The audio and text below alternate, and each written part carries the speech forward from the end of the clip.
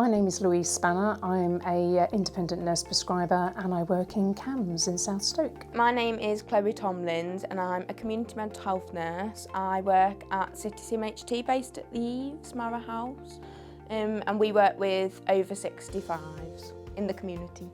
So I'm Vicky Washington. I'm a ward manager of Ward 2, which is an acute ward over at the Heartland Hospital.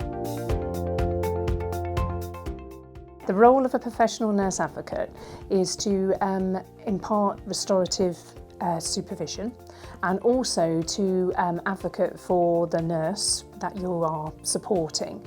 It's another arm of supervision, so it's not clinical supervision, it's not management supervision, it's a restorative support and supervision within your role and where you're working.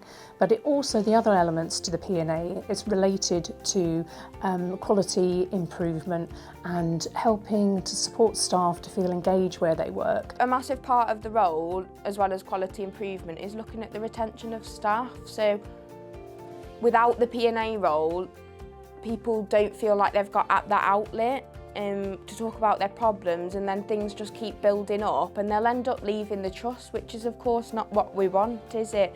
If we can target these things early on and see, where the problems are, then we can keep people in the trust and keep them going and advancing.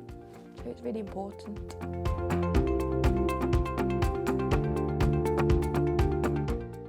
My passion lies within the workforce, I think. So I am very pro for staff wellbeing, and I think as nurses particularly as mental health nurses, we don't look after ourselves, we always prioritise other people. So I was one of the first cohorts that did the course so that I could then offer that sort of restorative and resilient supervision to my workforce as a manager, but then also wider across the workforce.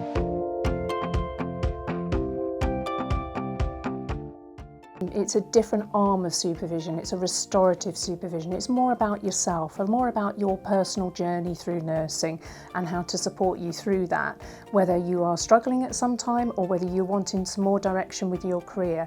It's that sort of overarching umbrella of support really that's not linked to your clinical work as such. It's more about you as an individual.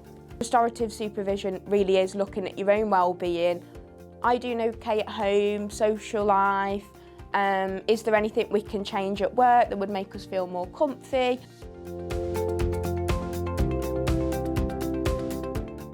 If you're considering becoming a P&A, I would definitely recommend to go for it and give it do the training.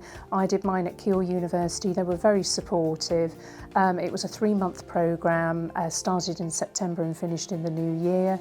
There is, lots of elements to it where you're learning all the time. I learned a huge amount, especially about the quality improvement, which has really sort of galvanised what I already knew, but put some structure behind it to help me be able to support staff to embed that P&A role within the trust. We do a lot of growing our own workforce, from sort of healthcare support workers and growing people through the nurse training, doing nurse associates and as leaders in our areas, then being able to have that skill and have that to deliver to the staff is always going to be valuable for your own development and for the staff engagement and retention of staff, which is what we need. We want as many people as possible really. I think the goal is to have a P&A in at least every team in the trust.